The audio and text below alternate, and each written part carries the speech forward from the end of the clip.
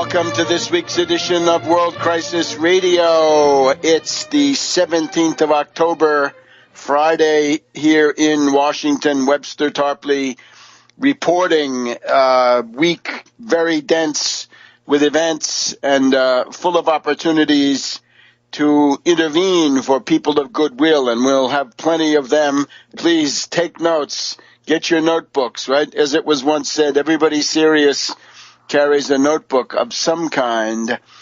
So here's our situation. The tax Wall Street Party is making history. The intervention of the tax Wall Street Party has, I believe, contributed to positive changes in the course of world history during this past week. You'll remember back in 2011, we didn't have the tax Wall Street Party or the United Front Against Austerity. I nevertheless supported Sherry Hunkeloff for sheriff of Philadelphia. She later went on to become Green Party vice presidential candidate. But in 2011, she was talking about stopping all foreclosures as the sheriff of Philadelphia, not doing anymore. In 2012, we founded the tax Wall Street Party, United Front Against Austerity, about 2 years ago right now, right on the eve of Superstorm Sandy. In 2012, we founded it. 2013, we had candidates, Randy Credico for mayor of New York as a Democrat and then as tax Wall Street Party. This year we have at least two candidates, one independent, James Hinton in the 5th District of California, and Dan Burdorf, fine candidate in the state of Nebraska. We'll hear from both of those later. But this is now going to grow. Here are the 3 points where I think we've made a difference. The first is the situation of Kobane, the Kurds fighting the ISIS terrorists in and around the northern Iraqi city of Kobane. And the reality here is that the ISIS terrorists have been defeated despite the best efforts of the defeatist pro-terrorist cabal in the Pentagon to build them up, right? Remember the ISIS terrorists, 10 feet tall, invulnerable supermen with magical powers? They've been crushed. They've been defeated. They're running away from Kobane with their, well, whatever they have, right? They're on the run, and they should be strafed mercilessly and cut down as they try to pull back. These are butchers. These are the enemies of civilization. Don't hesitate any more than you would with any horrible enemy, right? It's in the same league with the totalitarians of the 20th century there in the mid the 30s to 40s. Now, how did this happen? The U.S. has increased the number of sorties. We're told that 122 sorties so far have been flown in and around Kobane to clobber these ISIS characters. And that's, of course, that's not enough, right? I began talking, if you look at the Tarpley.net of last week, you'll see there my statistics. The U.S. flew 100,000 sorties against Iraq in 1 month at the beginning of 1991. 3,335 sorties per day. And as of the last week, it was about 2,000 sorties against ISIS over 2 months, and that's 35 a day. So that's 1/100th of it. That's not enough. Can't you get up to 1/10 of what you did against Saddam Hussein, since this now is the end of the world, as you say? So that's the thing. We and this at the middle of the week, I began seeing for the first time on CNN actual statistics of how many sorties had been flown. And I call your attention to my Twitter feed, what a real president would tell Dempsey. Dempsey, if one more ISIS tank reaches Kobane, you're fired. You can bring in Donald Trump or whoever you want. You're fired. And start firing these Pentagon clowns, defeatists, right? In the McClellan tradition, right up there with Nathaniel Banks and Ben Butler on the military side, and some others, right? These characters not effective. And remember, the strategy of the warmongers is to maintain a phony air war and to exhaust people's patience with that, to exasperate and frustrate the public with a phony air war, and then argue for the heavy ground divisions so lots and lots of people get killed, and the military industrial and these Pentagon careerists and everything can get what they want. That's why we reject it. And that goes for General Dempsey, and that goes for General Allen. Remember him, the friend of Jill Kelly down there in Tampa. This is no good. He was presumably part of the Petraeus clique. He was ousted, and now Skull and Bones Kerry brought him in through the back door. And you might want to fire Kerry, too. Kerry, if you can't get Turkey to play ball, to seal that border to ISIS, to open up Incirlik for combat missions, you're fired. That's what a Secretary of State does. Now, we do have the news that the Turks are now allowing drones to be flown out of Turkey. But we want that Incirlik. And the message to skunk Erdogan is, you play ball or out of NATO. You're out. You take your chances on your own. See what the Muslim Brotherhood will do for you there. Remember, it's an axis of evil, as I was able to point out on Press TV this past week. Who is in the real axis of evil? Turkey, Qatar, the Muslim Brotherhood, ISIS, and their admirers, McCain, and a clique in the Pentagon who think that it's clever to play ISIS against Iran, Syria, and these other enemies. And this doesn't work. So what I'm claiming credit for is that the Tax Wall Street Party has made a significant contribution to putting the pressure on the Pentagon, on these generals by name, and also on the Obama White House. Escalate those sorties. No more phony war. I introduced the concept of the phony war in this current phase. Okay, so that's number one, and of course you got to keep that up. We'll talk about later how we're going to push forward with the arrest McCain for ISIS, and indeed that beautiful sort of photo montage we have.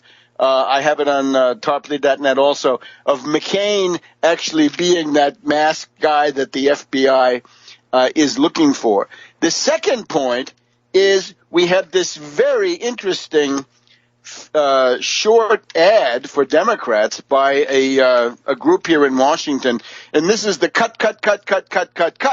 All of these Republican reactionaries, proto-fascists, yelling how they want to cut the budget, they want to cut the general welfare, and so forth. Well, I think I have to take some credit for that.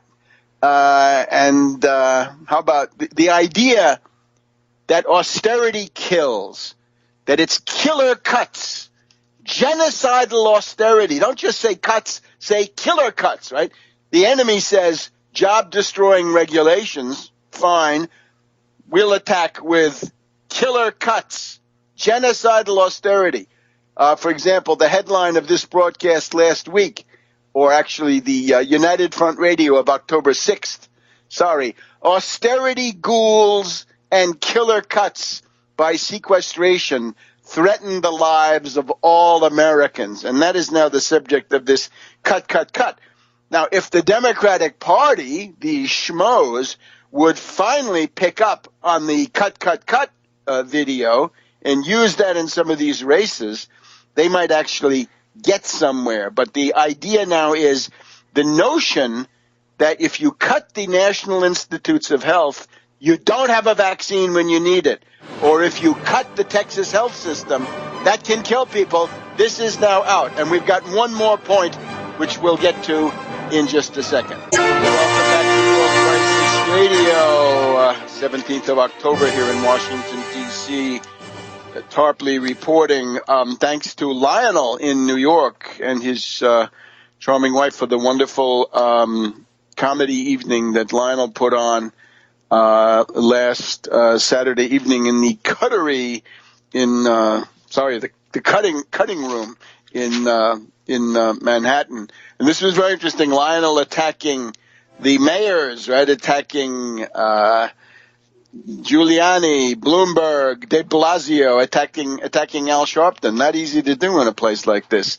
And this is the use of comic genius as a satire against the rich, the powerful, and the evil, because that's the necessary direction of realistic satire and humor.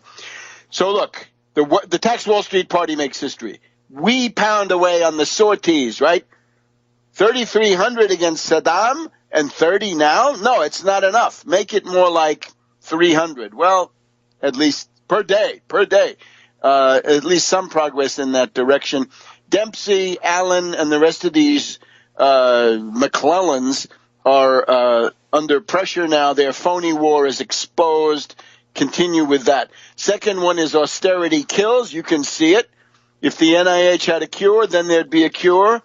If Rick Perry hadn't wrecked the Texas system, we wouldn't have this chaos. Rick Perry, we'll get to him. And then the third point is this issue of divided government. We do not want the Republicans to take over the Senate. The issue is the permanent austerity dictatorship, which we must avoid. And, of course, Obama, his veto, very weak because of his weakness, because of his passivity, because of his fear. He's not going to be a strong leader to fight off a bunch of fascist Republicans in the next 2 years. And remember, all you have to do is get the Rats Cabal, Roberts, Alito, Thomas, and Scalia, +1, and you can impose the permanent austerity dictatorship. The Republicans, in spite of everything, only due to the ineptitude of the Democrats, might have president, Congress, and Supreme Court. What will they do? They will take the vote away from the black, the poor, the Hispanic, students, others, absolutely shameless, and they will wipe out unions. They will wipe out minimum wage unions and so forth. And I have to point out, China has passed the United States according to one measure of the size of the economy. This is coming from the International Monetary Fund. In reality, China has passed the U.S. a long time ago, because if you measure tangible, physical, commodity manufacturing production and agricultural production, you will find that the U.S. is way behind China. The U.S. GDP is packed with hot air, derivatives, speculation, parasitism, service economy, God knows what. But at least according to the IMF, China has passed the U.S. in an adjusted measure of gross domestic product. Thank you, Wall Street ruling class. Now, some of us are not going to let that stand. There's still the ability of the American system to revive something much worse than what we've got right now. But no matter how bad it gets, the American system can bring it back. And some of us stand ready to implement that and to fight for it. So I urge you to join us. But we do not want the permanent austerity dictatorship. We want to preserve divided government because the alternative is simply awful. We do not want a GOP-controlled Senate. Now, the Democrats are cutting a sorry figure. Where's your war room? Where's your counterpunch? What happened to that thing with, Carville, Begala, and Stan Greenberg? Stan Greenberg usefully pointed out a week or two ago that the thing that the media are hiding, and this is conspiratorial, I'm afraid, is the total unpopularity of the Republican Party. The Republican Party is hated. Why? Gridlock. The House of Representatives, the most hated branch of government, that's the Republican Party. People hate that.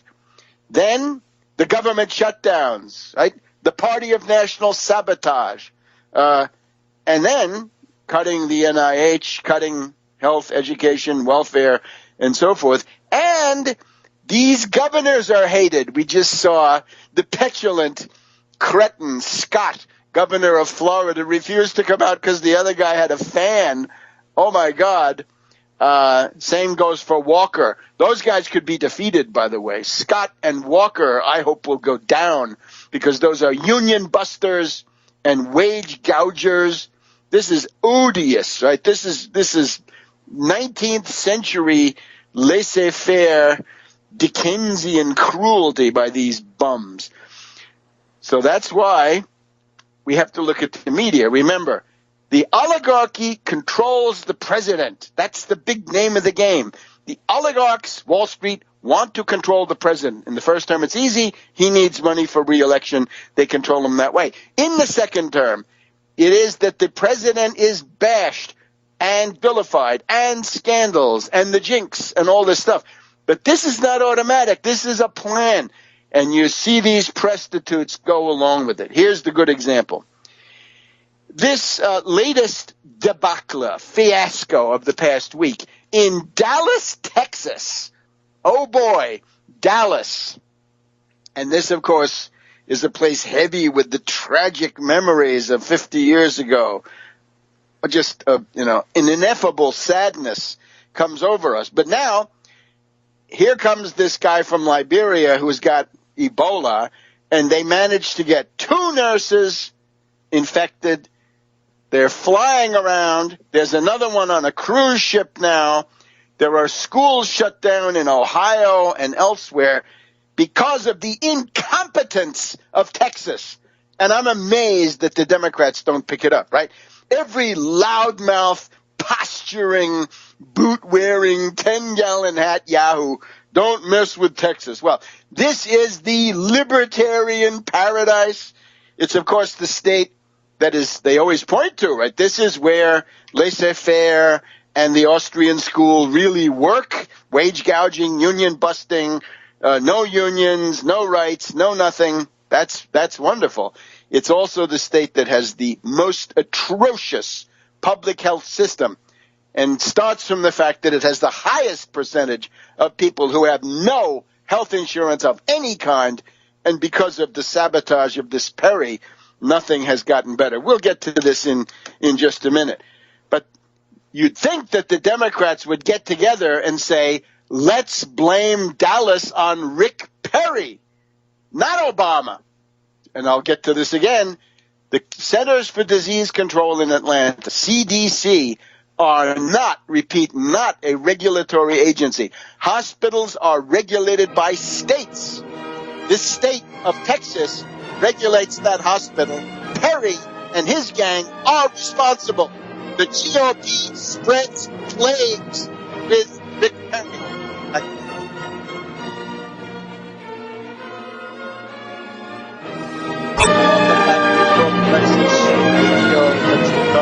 Washington, the 17th of October. There are more rumblings from the Mitt Romney camp. Mitt Romney may be attempting a power grab, that the Mormon theocracy joins together with the permanent austerity dictatorship. Don't let it happen. Get that book, Just Too Weird. Bishop Romney and the Mormon takeover of America with polygamy, theocracy, and subversion. Read the part about the Paul Tard machine as a wing, as a training wheel for Bishop Romney and his campaign. So Texas is responsible for Dallas, and that means Governor Rick Perry, Senator Ted Cruz, the sallow face of hypocrisy, Senator Cornyn. Let's not forget the Paul clan, right? Ron Paul over there, and God knows who else, right? Over there in Texas. They're responsible for that hospital. What is wrong with you guys? What's wrong with quarantine? What part of quarantine don't you understand? Once you've got those people together, you can't just send them home. You've got to keep them under supervision in a place that they're not allowed to leave. Yes, indeed. That's what quarantine is. It was introduced in the 1340s in Ragusa. It became famous in Venice. You came into Venice on a ship from a plague area. You went onto a special island. There was a big building with many, many small cells. You could stay in there. You didn't have to mix with the others. And you stayed there for 40 days. That's the quarantine. And with that, you could have stopped it. But the bungling, stupid, incompetent Texas authorities, now I sympathize with them as individuals, but the killer cuts trumpeted by this Perry and his refusal of the Medicaid money and all the rest of it, this comes home to roost. Where the hell is the Democratic Party? Wake up, you lily-livered, chicken-hearted, bloodless, gutless, fake opposition Democrats, you Wall Street Democrats, right? You are pathetic. Where's your coordinated counterattack on Rick Perry? Hang it on him. Otherwise, they're hanging on Obama. You could see it in the House hearings the other day. They're leaderless. They're running around like, each one is trying to save their own career. Where's the leadership? If you want leadership, turn here. We'll give it to you. We'll tell you what to do. Now, let's just look into this, right? We're going to get Obama's going to bring in Ron Klain, a venture capitalist and lawyer, just what we need. From Gore and Biden, he's their chief of staff. Maybe he was also the cocaine monitor or purveyor for young Hunter Biden, the nepotist who was also involved in dirty operations in Ukraine. There's a tremendous conflict of interest. So this is really bad. What we would need is a competent Surgeon General. Surgeon General is blocked by the fascisto Republicans. How come we haven't heard that? Where's the Democratic Party? Is there anybody at the Democratic National Committee? What's with that Wasserman Schultz? Is she still alive? So hospitals are regulated by states. At the beginning of this crisis, Rick Perry was AWOL. He went AWOL during the week. He went to Europe. Can you believe this? The state of Texas is inflicting plague on the rest of us with their incompetence in that cursed city of Dallas. And then we hear that Perry is cavorting around in Europe. He's AWOL. Did you hear that on the media? No. Did you hear it from the Democratic noise machine? Is there still one? I don't know. Concerning the question of the travel ban, right? The Republicans come down to this. First of all, there are no direct commercial flights between the United States and the three countries of Sierra Leone, Liberia, and Guinea. There are none. There are indirect flights. People can go through London, through Amsterdam, through Brussels. Now, of course, if they do that, they've got to go through the screening operations of those countries. So that gives you a little bit of an extra layer of protection, and it means that the trip is a little bit longer in a time when, 12, 24 hours might make a big difference. If you go back and look at my United Front radio interview of October 6th, I point out that the U.S. Health system is of quite high quality, but very brittle. There is no depth, and now we're seeing it, right? The NIH has 2 beds of total isolation. In Nebraska, we have 10, but you can't sterilize all of the trash coming out. Here what we ought to do, an emergency executive order allowing these hospitals and others to incinerate their bio-waste on the site. Burn it up. That takes care of it. Don't ship it around, and don't have to go through this boiling procedure. I think in Missouri there's 1 bed, Amory University, I think 4 beds. So you can see what it is, right? The U.S. has relatively few beds. This is from the MSNBC, the Mad Cow report of the other night. But these are relevant statistics, right? All these people go around saying, we have the best system. You don't have the best system. France, with a population of, 1/5 of the U.S., now has 12 centers that are accredited. Now, what that means qualitatively, I can't say at this point, but it looks more encouraging than the poor 4 centers. I'm absolutely in favor of sending military forces to these countries for humanitarian work. If you allow that epidemic to become a pandemic in Africa, it will spread worldwide. This is not good. Do fight it over there. Absolutely fight it over there. However, this does not mean that you have to promote intercontinental travel at this point. I think it's reasonable, if only as a matter of maintaining public order and confidence in government, to say the State Department will no longer issue a visa to anybody who is a citizen of those 3 countries, nor will we issue a visa to anybody who's got a passport where those countries show up, right? The 3 at the epicenter of this entire thing. Since there are no direct flights, this does not arise. I would recommend that transporting goods to the impacted areas be done with, as I think it is being done, sea lift and airlift from the Pentagon. Military Airlift Command and Pentagon charter flights can do the job. But let's get away from commercial aviation. And then there have to be quarantine facilities. That means you got to find a couple of the Motel 6s that are apparently between owners, and you can start stockpiling people there. If they're okay after 21 days, off they go. So I think that would give you something in that direction. And then I'm wondering what happened to all the hospital ships that used to exist in the world. There used to be private organizations, Medico and others, that had hospital ships. What's with Médecins Sans Frontières? Got any hospital ships? And remember, the underlying consideration, the Hill-Burton Act says you need 4.5 beds per thousand as of 1946, and we now have 3 beds per thousand. We have 5,000 hospitals left.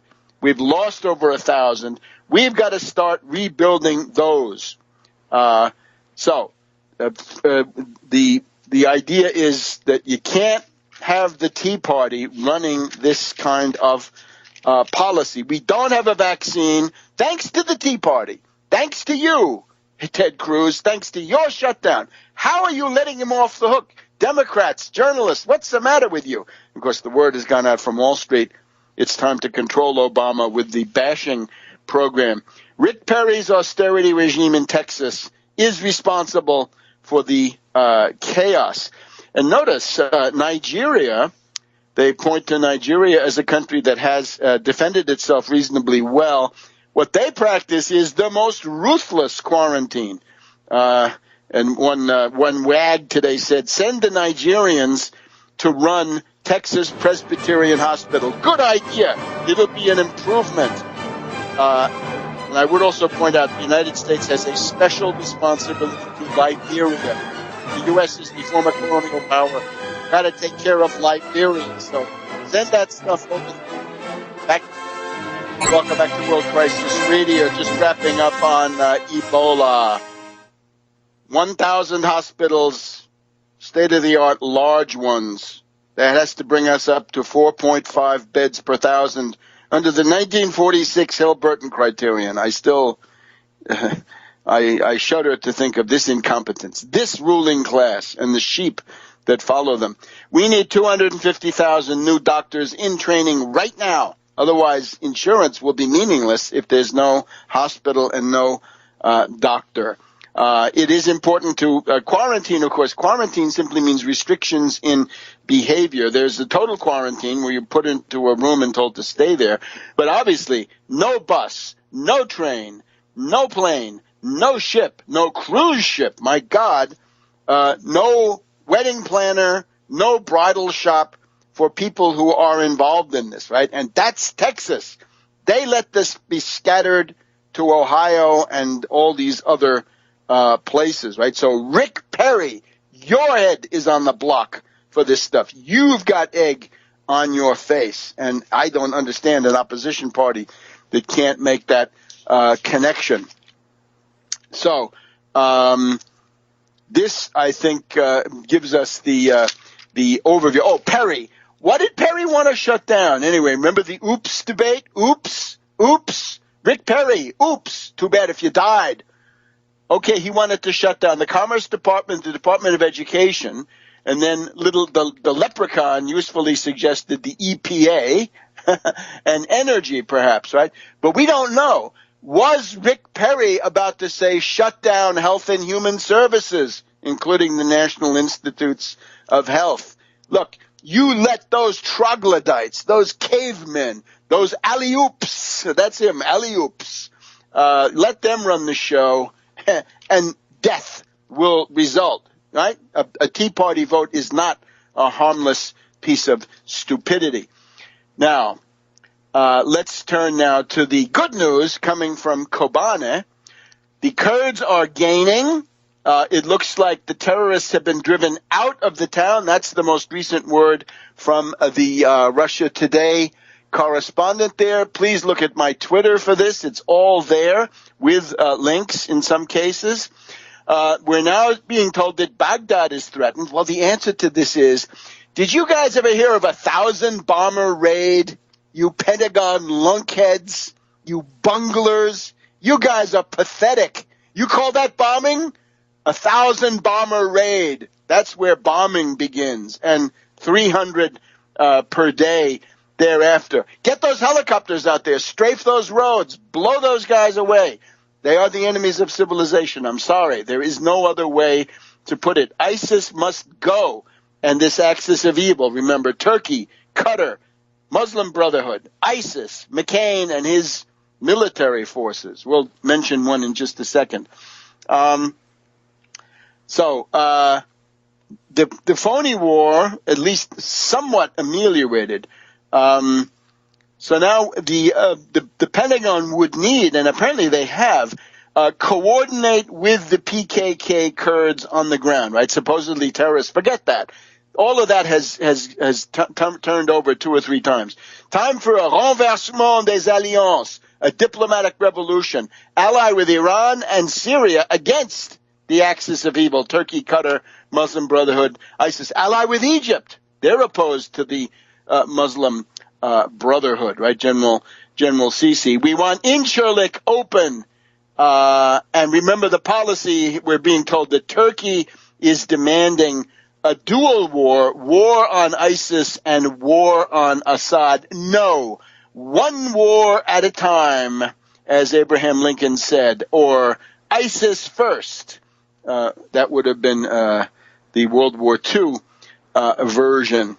So this is indeed good news. And we're also told that the U.S. has partially dropped the fiction that there is such a thing as the Free Syrian Army. Now, interesting, showing up in the middle of this, I got to take a step back. Remember, I've been talking to you about how occultists, Freemasons, and related kooks helped to create World War I, right? That entire Edward VII, George V Freemasonic network with Madame Blavatsky and Annie Besant and Madame de Thèbes and all this stuff. Well, we've got the U.S. Army Satanist Brigade, right? We've got the self-declared Satanist Colonel Aquino and his sidekick, Paul E. Vallely, who got to be a big general. So we've got reports now that Vallely, and this is a report going back some months, Vallely, retired U.S. Army Major General, leading a group of militants inside Syria, do-it-yourself military mission over there. And I'm wondering, right, when we had McCain, we know that McCain was cavorting and confabulating with a caliph, a cannibal, and a kidnapper. How about a Satanist? Were there any Satanists in that meeting? To round it out, is McCain in touch with Aquino, the Satanist? I mean, this would be interesting for voters to know, right? When you put the Republican Party in control of the Senate, McCain will have more power. He'll become the chairman of the Senate Foreign Relations Committee, and he's got a kidnapper, a cannibal, and a caliph, and maybe a Satanist. And here's the idea now. Back in January of this year, Vallely, according to various sources here, I'll link to them on the Twitter feed. Vallely told the Tea Party Patriots of Surprise, Arizona, on December 3rd that he could lead a military coup. This takes us back to the 1930s. Here's what Vallely says. I had a call this afternoon from Idaho, and the guy said, I'll give you 250,000 Marines to go to Washington. Will you lead them? And he said, yes, I will. I'll surround the White House and I'll surround the Capitol building, and it's going to take a physical presence there. This is the Morgan coup. This is the coup of 1937-38, and it's also the Sviatsky Connecticut Russian fascist coup of about 1942, the one with Thomas Dodd, the elder, as the prosecutor. Valelli, isn't this interesting? So what you're seeing is the same kind of network. Freemasons, occultists, irrationalists, warmongers, people like von Moltke, who brought you that war, are going to bring you another war. So, but right now, for the moment, the myth of the invincibility of ISIS, right? Invincible supermen, 10 feet tall, with magical powers. This out the window. They've been bombed. Several hundred have been killed, right? It could have been more, but that's for starters. Now, I've urged people, this arrest McCain for ISIS with the hashtag and the 4. This has to go viral. You have got to get engaged. You can't just be a spectator out there. This has got to be in the social media. Also, selfies, photographs with famous people. Arrest McCain for ISIS. Get behind some senator, put it on there, embarrass the hell out of the guy, create a stir. Go to landmarks, the Colosseum in Rome, the Eiffel Tower in Paris, the Brandenburg Gate, Big Ben in London. You get the idea. The Arches of St. Louis, the Golden Gate in San Francisco, the Hollywood sign, the Statue of Liberty, Tiananmen, the Ginza in Tokyo, the Christ statue over Buenos Aires, on and on. We need to send this thing around the world. I appeal to you. Don't sit around and let this happen. The Republican Party is extended to an unbelievable degree. They're offering the flank. Pile on that flank. Bash them. We'll be back in a minute. Welcome back to World Crisis Radio, the second hour of our show here, recording on Friday, the 17th of October. Now, we want to go immediately, without further ado, to Benton Harbor, Michigan, and get the overview on what's happening there, right? Remember that Reverend Edward Pinkney had been leading the effort to have a recall election to oust the Whirlpool Wall Street corporatist mayor Hightower, and then, of course, a counterattack, a frame-up operation against Reverend Pinkney, gathering signatures, and I believe we're still headed towards a trial, and the big issue is, can we get the expert witness who is the handwriting expert, right, the graphologist, to come in there and show the truth, which is that Reverend Pinkney is absolutely innocent, and this is all a frame-up. So, welcome, Reverend. Webster, welcome to you, and thank you so much. And we do have enough money to bring them in. Matter of fact, the documents is already in her hands as of today. We will be going to court Monday to make sure they allow her to come in and testify. According to them, that we had a window of 45 days before the trial, and they're trying not to allow her to testify on my behalf. But we're fighting this thing. We're going to be there Monday, and we're going to show them that we're prepared to go forward. If you want the truth, let the truth be told, and that's what we're gearing this program for. Also, I have some more news. Thanks to your show, I was able to get that tool and to cut the water back on, and this week alone, we have cut on 17 people water that was cut off, and they was able to use it, and it's still on today. So we've been, I tell you, you have your show have really, really, really helped me win this battle that we're about to win, and I really, really appreciate that. But next week, next Thursday, we will be picking the jury. Regardless of what happens, this trial is going forward. I could not see them trying to stop it, even though they know that they should have went out and got a handwriting expert rather than me having to do it, because that way we wouldn't be talking about this today. But we continue this fight, and on tomorrow, I'm going to be meeting with the United Nations in Detroit, Michigan, not only to talk about my case, but also to talk about the water issue that's going to be going all around the country. So, you say the United Nations. That's correct. I will be meeting with them tomorrow at 3 p.m. in Detroit.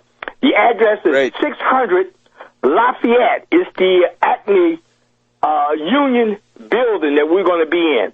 So that's tomorrow at 3 p.m. Eastern Time. I will be meeting with them to talk about the situation here in Benton Harbor and to talk about the situation in Detroit. They heard about some of my struggles, and they want to sit down with me and find out how they can help. Because we know that they're violating the human rights of the people, not only here in Benton Harbor, but also in Detroit. And we have to show them. They know we don't have the resources to actually fight like we should, but we are putting up a gallant battle. Even this trial is so tremendous, Webster, that they never thought that something like this would go on, because this attorney he's a very expensive attorney, and he told me, hey, he needs $10,000. He got to have $10,000 by the 27th. So I told him that we would do what we can. If I have to put my house up, or whatever I need to put up, I'm going to do it and make sure he has that money. So I'm working hard. I'm doing things. I'm trying to make sure people understand that this is just not a fight here in Benton Harbor. It's not just a fight in Detroit. It's not just a fight in the state of Michigan. This thing is all over the country, and I stand with the people in this country to fight this battle. Reverend, I gotta ask you a couple of questions now. If you're meeting with the United Nations, is that the United Nations human rights? That is correct. Human rights. Okay. That's tomorrow at 3 p.m. So Saturday, the 18th at 3 p.m. Right. The address is 600 Lafayette. In Detroit. In Detroit. And here's what I would ask, right, to people of goodwill out there in the ether. It would be very important for this to be brought up at the State Department briefing. That Jen Psaki and that Harf should be made to answer. What's the State Department comment on the United Nations Human Rights Authorities meeting with Reverend Pinckney in Detroit, right? Does the U.S. government have a view about that? And, of course, why don't they get in there and enforce some humanitarian law on water and other issues? Now, let me ask you also, the opposition in the court is what, the district attorney? District attorney. The district attorney. District attorney, he's my opposition, and he's going for the throat. All week long, he's been trying to figure out a way how to jail me before the trial. First, they accused me of threatening all the Berrien County commissioners falsely, knowing that I did not. That when you have the sheriff and 4 deputies in the audience, why would I threaten you? It doesn't make any sense. That's crazy. Now, let me ask you another one. In terms of the election, right, we're getting reports that Governor Snyder may be in trouble. But what about Benton Harbor? Is there going to be anything on the ballot? Did Marcus Muhammad get on the ballot, or no, where do we stand? No. There will be nothing on the ballot until next year. No commissioners will be on the ballot this time around. Not one. Because we have it like every odd year. Rather the major election for the presidency, we have election. Then we have election rather the government. They're very seldom at the same time. So it's going to be November 2015 on that. That is correct. November of 2015, and we're going to be. And this give us more time to prepare. Because it's better that we put boots on the ground and fight this battle rather than try to allow them to just manhandle us with all the money that the corporation is going to be pouring into their candidate, the puppet, Jim Lowtower. Some people may call him Hightower. We call him Lowtower. All right. I appeal to everybody listening, right, especially people overseas. Focus attention on Benton Harbor, Michigan, and Reverend Edward Pinckney, and go to your foreign ministry, right? Paris, Quai d'Orsay, Foreign Office, Auswärtiges Amt, right? La Fatnezina. Go to those foreign affairs ministries and at their briefing ask, what's the attitude of the French, German, Italian, and British governments to this human rights situation? And now, Reverend, we got a couple of minutes left. You got to tell us how to help It's not easy to go before the United Nations, so we got to have some funding. So please tell people how they can kick in. You can go to bhbanco.org. That's bhbanco.org. There's a PayPal right there, and you can go right there and push the button, and then you can see some of the stuff the work that we're doing on there. Also, you can mail me a check. You just make a check out to Banco. We're 501c3. That's BANCO, 1940 Union Avenue, Benton Harbor, Michigan, 49022. That's Banco, BANCO, 1940 Union Avenue, Benton Harbor, Michigan, 49022. Or the website is usually the best one. Go there. PayPal is there. And don't forget, October 27th, my birthday. So those of you who want to send me a birthday gift, please don't hesitate. And I will be in court, and we plan on having a full house. If you live close to Michigan, go to 811 Port Street, St. Joseph, Michigan. That's 49085.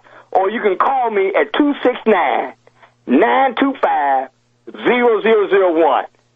Webster, thank you so much. I tell you, I couldn't do the work I do without you. You have been tremendous to Thank you. It's an honor to be able to contribute, Reverend. Thank you so much. You keep fighting till next week, and we'll be back to get more news. Yes.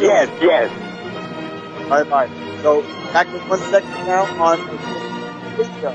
Welcome back to World Crisis Radio. Well, that's a highly interesting report from Reverend Pinkney. So it's going to be the United Nations Human Rights Authorities meeting with Reverend Pinkney in Detroit, 600 Lafayette Street, 3 p.m.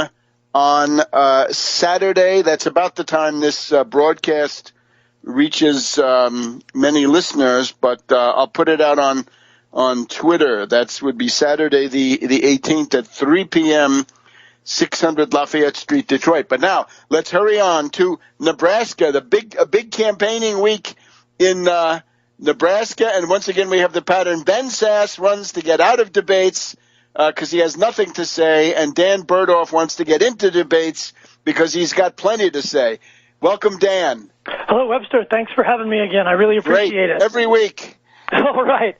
Well, I'm excited today because after this interview, I'm going to run off to a meeting with one of my consultants, Brad Wilson, from the National Family Farm Coalition. Brad's an Iowa farmer, right, and he consulted with me on my campaign a little earlier, especially when I was preparing for debates and things like that. And Brad's a writer, and he has a lot of articles on farm policy. You can find those at zcom.org if you search Brad Wilson. And he has lots of charts at under his name, Brad Wilson, on slideshare.net. And he also has an educational channel on YouTube. And I'm telling you this for the benefit of your listeners. That YouTube channel is, I think, called Fireweed, but you can find it on if you search Brad Wilson's name. So just wanted to give your listeners a chance to keep up with what we're doing here. I heard you mentioned Mr. Sass is running to get out of debates, and we had a really funny parody by one of our friends on Twitter, Jeff Ritherden. His Twitter handle is @IHopeToWin, and he put out a very funny meme. Mr. Sass has been complaining this whole campaign, with tongue-in-cheek complaining that he has to drive around the state in a used RV. He doesn't mention that it has a custom paint job and it looks pretty fresh. But, the rest of us that don't have RVs to drive around in, it's funny that Jeff Ritherden put out this meme. You can find it on my Twitter page, and the RV breaks down, and Mr. Sass is happy that he doesn't have to go to any more debates. It's pretty funny. I think I've actually retweeted that, so okay, great. You can get that at Tarpley as well. Well, we would love to have that RV if he's done with it, because right now we're in the red on our side of this campaign, and mostly due to transportation costs, but that's to be expected. But we're still pushing ahead with the program. Why we're doing it is because, our campaign's in the red, but there are a lot of people that are dependent on the social safety net in Nebraska and in America that are even more in financial trouble than we are, that's for sure. And that's why we want to bring Wall Street sales tax to the fore. We want to have infrastructure building and 30 million new jobs. We want to have parity pricing, which I'm going to talk to Brad today about, to put a floor under farmers. Absolutely. We're going to have tariffs to protect American jobs and industry. So we're still pushing ahead. We've got a lot of issues like Medicare for All, where we've got to have affordable, humane, responsive to the public type of medical care for Americans. And we're talking about affordable student loans that'll invest in the future of America so that we can turn this country back into a very strong, productive economy. And so those are some of the issues we're working on, and we're still pushing forward for Nebraskans and for the sake of all Americans, I hope. Absolutely. What else is going on in the campaign? You've been contacting a lot of groups. Yeah, we're working with a lot of groups. We've been working over the weeks with some of the poverty groups in western Nebraska, and we're also working with a lot of peace groups. And part of our platform is a global peace race, which I have on my site, danfornebraska.com. And, it's true that war is an engine of austerity, and that's one of the reasons why we got involved in some of these measures to stop austerity, such as the Wall Street sales tax, the infrastructure program, parity pricing, and tariffs. And we want to have my global peace race idea is a plan to cooperate and compete with countries who are looking for a productive world. It's more than just Nebraska, more than just America. We have to look at the whole world in a sense. And we need to have a productive world where people can all live, with dignity. And that's going to start at home. And I hope we can start it in Nebraska and, carry it through for the whole nation. So I please, if anyone has excellent idea. Yes, sir. Thank you. If anyone has a chance to go to danfornebraska.com, I would really appreciate the support on that. And, of course, to contribute, right? Because the Army travels on its stomach, and a contribution right now would be a very big plus, right? Because otherwise, in that campaign, not that many ideas. I'm noticing that the Democrat Domina continues to borrow your platform, if I may say. Well, we're flattered by that, I guess.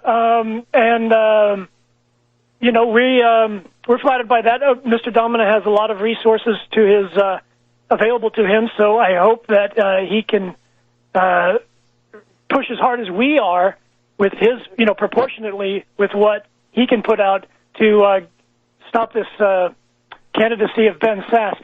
There was and I have to give Mr. Domina credit. He did point out on his tweet this week that the Club for Growth made a statement on their farm bill earlier this year where they said the time for reform is now. We need to put farm subsidies on a path to elimination, and we need to devolve food stamps to the state level where they belong. With $17 trillion in debt, the American taxpayers don't have time to wait. And I say that hardworking taxpayers have an economic right to that part of the social safety net, the SNAP and food stamps, and all parts of the social safety net. And this was recognized by past administrations, by Congress, and even in the Atlantic Charter. So the Club for Growth is wrong on this point, in that quote that I just read. And their candidate, Ben Sasse, is wrong. And, of course, I mention this because the Club for Growth is one of Mr. Sasse's largest contributors. Club for Growth is the gaggle of very bad economics, austerity. We're in dire straits, so any support could be helpful. We'll repeat the information. See you next week, Dan. Thank you, sir, for having me. And we'll be back.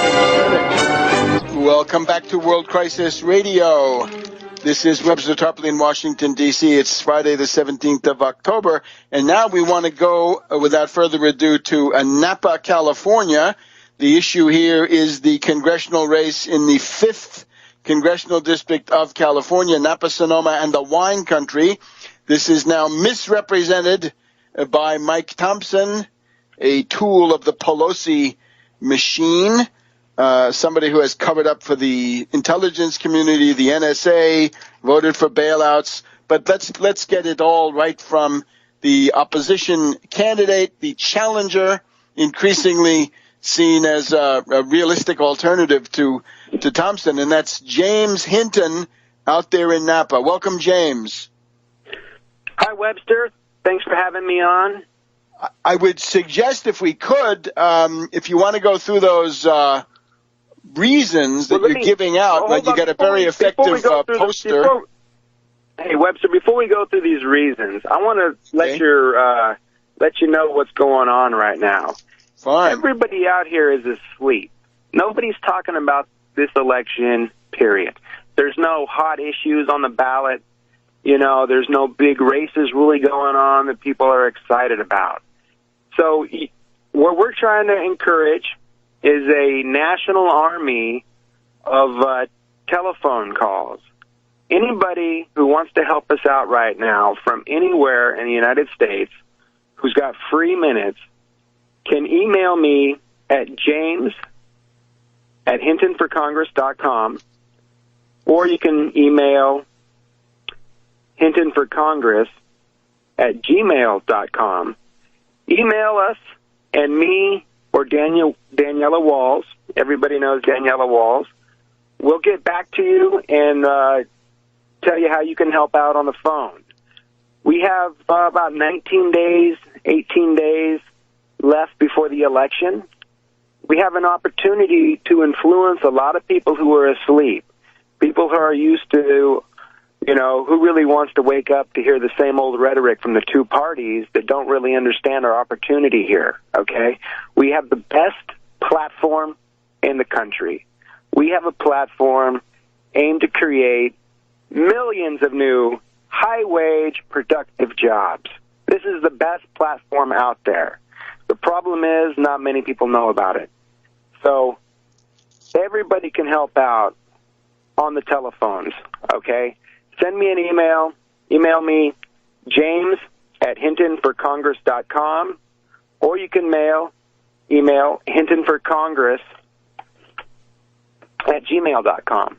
But email us, and me or Daniela will call you back and train you. We got 18 days left to go. Let's steal this election, grassroots, the old-fashioned way.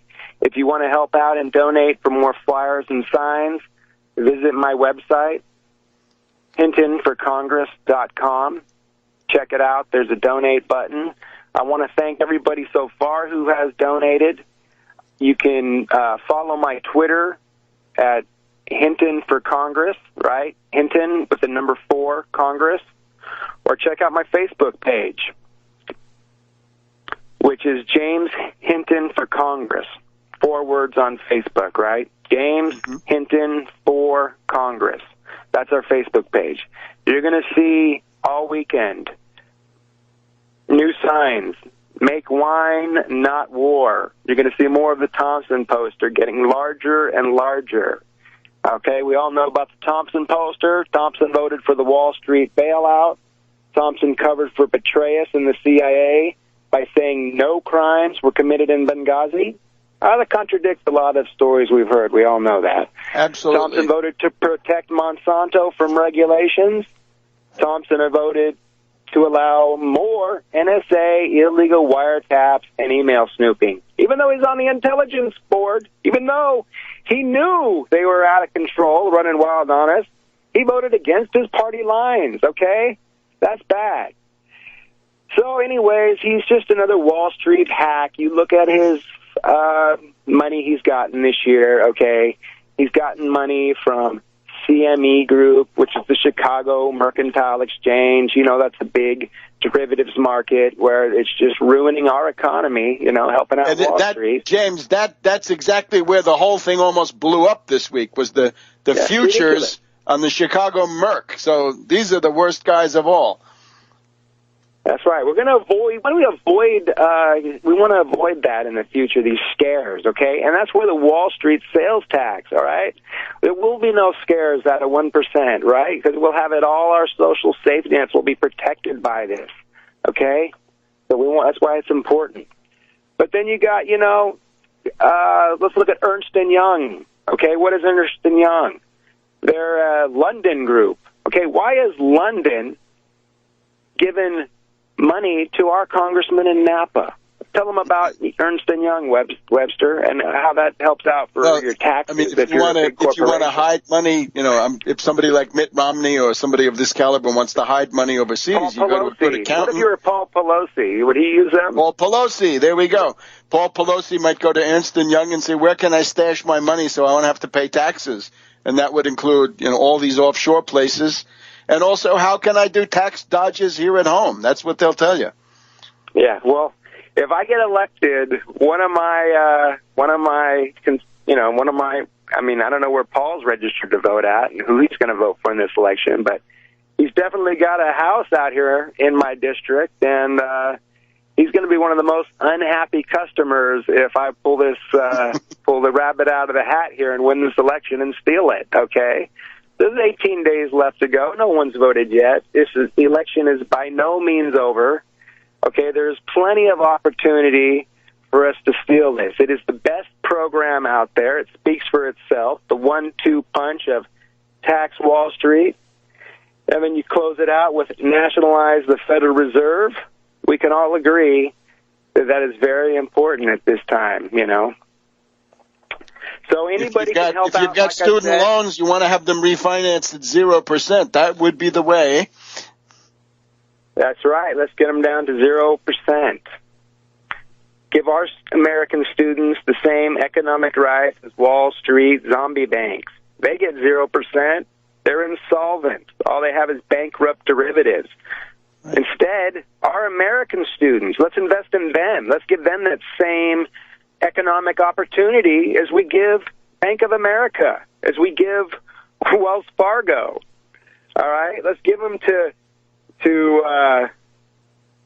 Jose Rodriguez. Let's give them to Joe Smith. Okay? Let's give them to Maria Sanchez. Let's give them to everybody, Webster. Same economic rights as Bank of America and Washington Mutual. Excellent. And of course, if you defeat Thompson, he's so close to Pelosi. I think Paul Pelosi probably registered where Nancy Pelosi lives, which would be in San Francisco. But maybe she'll get discouraged and give up and retire, right? Maybe they'll decide it's not worth it. Well, let me tell you something. If we can steal this election right now, there are so many people out there across the world that want to get rid of Thompson and Pelosi. You join my campaign right now to remove Thompson this year, which he's a sitting duck. It's easy to do. We've got the dirt on him. Nobody knows it. All we got to do is spread the word, and it'll take care of itself. The votes will come my way. But you help us this year get rid of Thompson. We'll take this. I will take this blueprint right over to Pelosi's district, and we'll get rid of her in 2016. And we could do that across the board. You want to get rid of your congressman you don't like? We're going to set a blueprint here in this district how to remove James Hinton is the way. Absolutely. Grassroots, baby. Let's do this. Okay. Great spirit.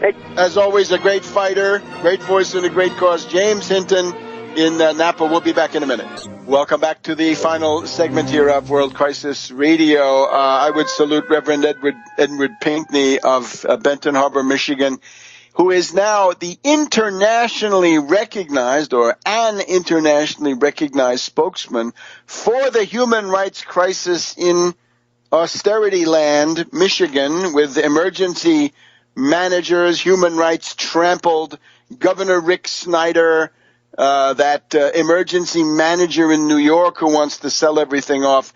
So that is Saturday, October 18th. It's the first day this is on the air.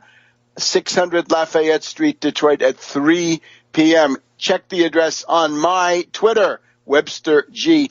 Tarpley. Now, very quickly, got to cover a lot of ground in the end, as so often happens. Remember, the program here is, what do we want? Arm the Kurds. Put the diplomatic pressure on Turkey, Saudis, everybody in the Gulf Cooperation Council. You drop ISIS or we drop you. You're finished. You're on your own. Take your chances. The 1,000-bomber raid on ISIS. Helicopter strafing. One observer said, where is shock and awe when we need it?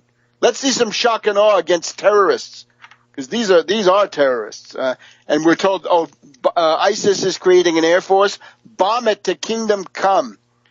So there we are. Now, let's look at the financial situation. This past Tuesday, we had a series of what was estimated to be 179 mini crashes in the morning trading. This was the day when the Dow went down 470 points, almost 500 points in one day. Now, what's the starting point?